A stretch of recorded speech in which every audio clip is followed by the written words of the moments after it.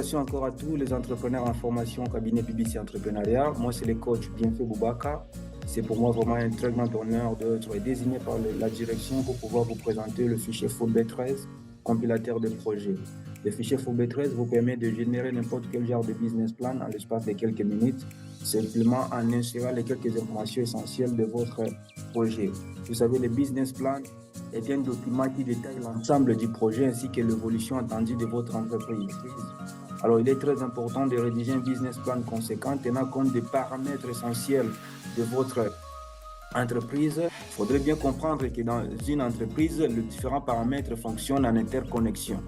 Donc, l'entreprise, c'est comme un système. Donc, la modification d'un élément peut faire un ajustement dans tous les autres. Et c'est là encore l'importance d'un tel fichier parce que ça vous permet de garder cette combinaison et cette interconnectivité des paramètres. Parce que la simple modification, par exemple, des heures de travail, peut même ajuster le salaire de tous les travailleurs, ou même ajuster le prix auquel vous vendez. Alors, ces différentes informations-là, ces différentes modifications, des fois, tellement on n'a pas le temps, ou des fois, on n'a pas le courage, ou, je sais pas moi, les gens qui doivent être là à chaque fois pour faire des différents ajustements, des différents calculs, des fois, ça crée des petits fuites dans l'entreprise, et c'est à la longue, lorsque ça s'accumule, qu'on se rend compte qu'on travaille mal, ou soit qu'on a réalisé une perte ou une faillite de manière inutile. Mais dans cette vidéo, on va essayer avec vous de vous présenter de manière simple un fichier technique qui vous compile tout ça de manière simple sans pour autant souffrir des erreurs d'ajustement ou de modification. Vous savez, le business plan, c'est un document vraiment très important et surtout lorsqu'il faut chercher un financement, lorsque vous êtes candidat à un financement ou à un programme de financement des projets, soit par un investisseur, soit par un gouvernement ou une organisation quelconque. Normalement, avant de vous financer, vous devez présenter un business plan, donc un document spécifique qui vous permet de dégager les grandes lignes, les éléments majeurs de votre projet. Donc, mais en dehors de ça, il faudrait aussi comprendre que le business plan, ce n'est pas seulement un document qu'on présente pour chercher le financement, mais c'est aussi une boussole pour l'entrepreneur qui compte exécuter ces projets-là. Parce que c'est dans le business plan que tous les détails majeurs de votre projet ils sont intégrés. Pour comprendre, tous les détails sont dans ce fichier Forbet 13 et il fait que les indicateurs majeurs, y compris les différents détails des graphiques et consorts, tout va dépendre des informations que vous êtes en train de donner. Et donc, pour le fichier Forbet 13 peut vous permettre de faire une compilation même de 2, 3, 4, 5 projets en l'espace de quelques heures de manière simple, directe, mais aussi exacte et précise.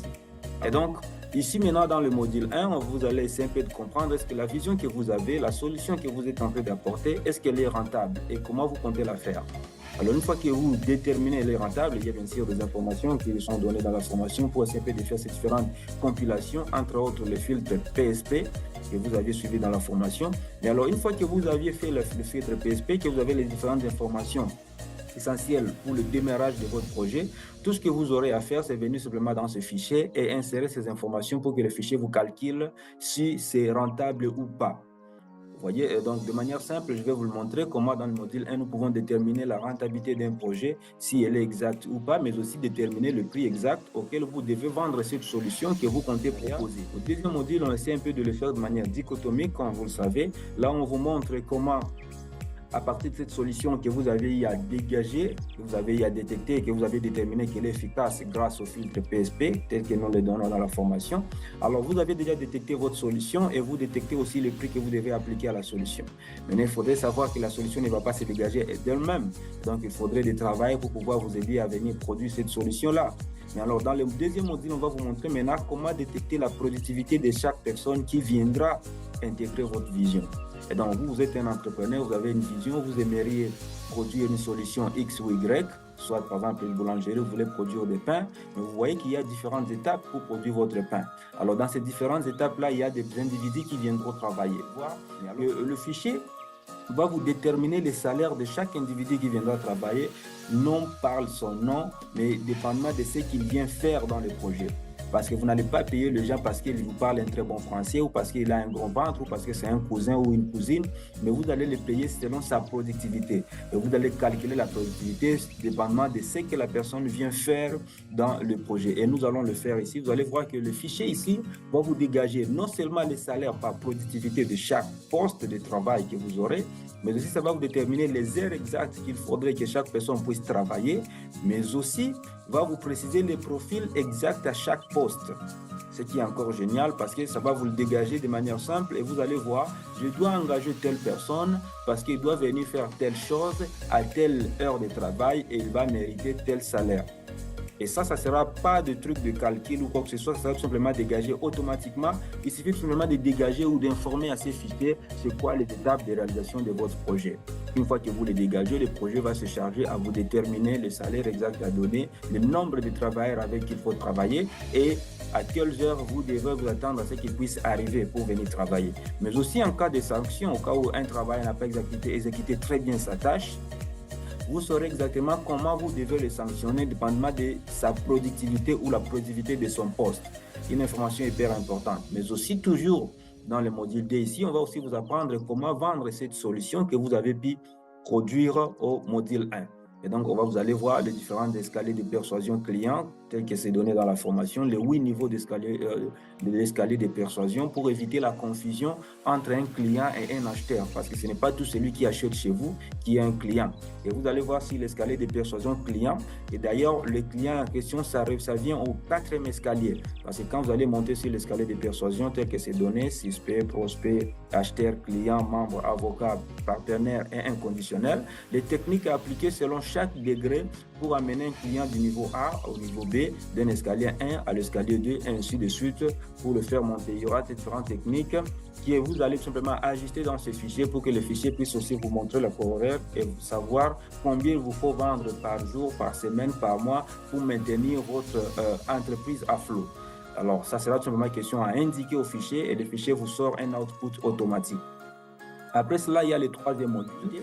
Maintenant, au 3e module, vous allez maintenant tout simplement voir, à partir de ces fichiers, ça va vous dégager d'abord, le politique de saucissonnement des projets. Donc, la manière dont vous allez implémenter votre projet, c'est qu'on appelle des fois dans d'autres formations les timelines d'injection.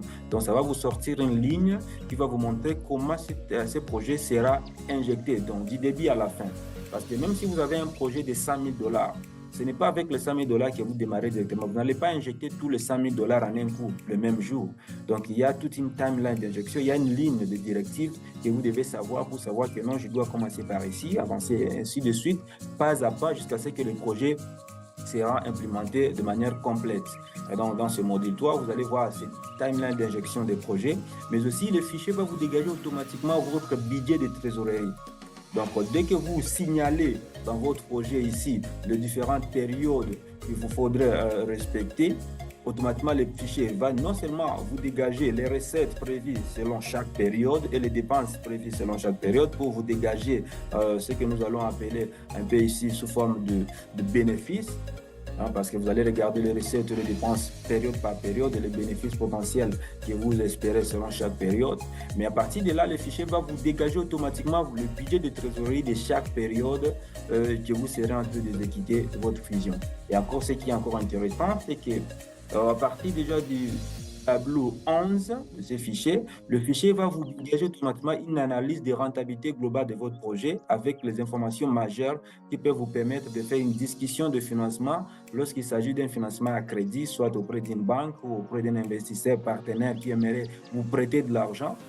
Le projet va vous dégager automatiquement c'est quoi le taux d'intérêt que vous pouvez accepter et que vous ne pouvez pas accepter. Donc, ça va vous donner d'abord le taux d'intérêt plafond à ne pas dépasser si vous aimeriez vraiment rembourser l'argent que vous avez emprunté. Mais aussi, le projet va vous dégager l'échéance exacte à respecter dépendamment de la rentabilité dégagée dans votre vision. Parce que beaucoup de gens aussi partent auprès des banques faire des négociations de taux d'intérêt, négociations de remboursement des crédits sans pour autant exactement regarder la rentabilité exacte qui est dans leur projet. Et là, ça cause encore un problème et plusieurs personnes se retrouvent dans des dégâts parce qu'ils perdent des fois leurs gages, leurs hypothèques qu'ils ont laissées auprès des entreprises, auprès des banques. Et c'est vraiment dommage. Mais avec ces fichiers, il n'y aura pas encore une fois calculé. Les informations seront dégagées ici automatiquement parce que les calculs sont incorporés dans le fichier pour vous dégager c'est quoi la rentabilité globale de votre projet et c'est quoi le taux d'intérêt maximum que vous ne pouvez pas dépasser s'il vous faut par exemple aller emprunter par rapport à votre projet, mais aussi l'échéance exacte que vous pouvez accepter en termes d'échéance de remboursement. Mais aussi, une autre information, c'est que ça va vous donner ce qu'on appelle en anglais le ROI, Return on Investment. Donc, ça vous dégage le délai de retour sur l'investissement. Donc, à quelle date exactement le projet pourra rembourser l'argent qui a été injecté pour sa création. Ça, c'est un élément très important qui sera aussi dégagé automatiquement dans le tableau qui sont compris dans le module 3. Donc, je ne pourrais pas me mettre ici à expliquer tout le tableau. C'est vrai qu'il y en a pas mal. Il y a pas mal de tableaux jusqu'au tableau 11, 12 et consorts que nous allons voir petit à petit dans ces différentes séquences de vidéos que nous allons faire ici. Les différents autres onglets que vous voyez ici en bas du fichier, ce ne sont que des onglets des annexes et je vous montrerai comment les compléter, comment insérer là-bas des informations.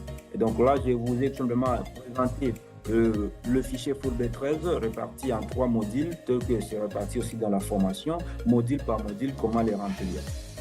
Alors, sans pour autant tarder, on va démarrer avec ce fichier Fulbright 13.